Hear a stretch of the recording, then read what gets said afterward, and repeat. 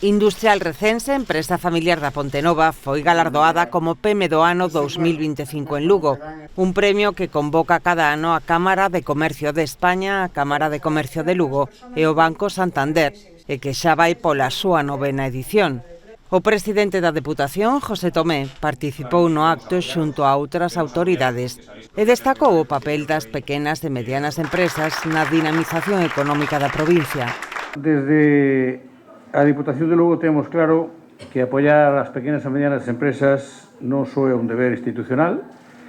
é unha aposta polo desenvolvemento sostible e equilibrado do territorio. E esa aposta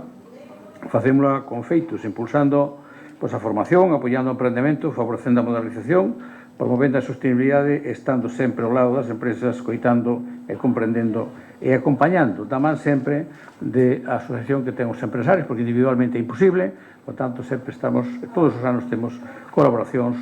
con a Asociación de Empresarios Lucenses. Ademais do premio PEME do Ano, neste evento tamén se recoñeceu cun Accessit o labor de 4 entidades máis.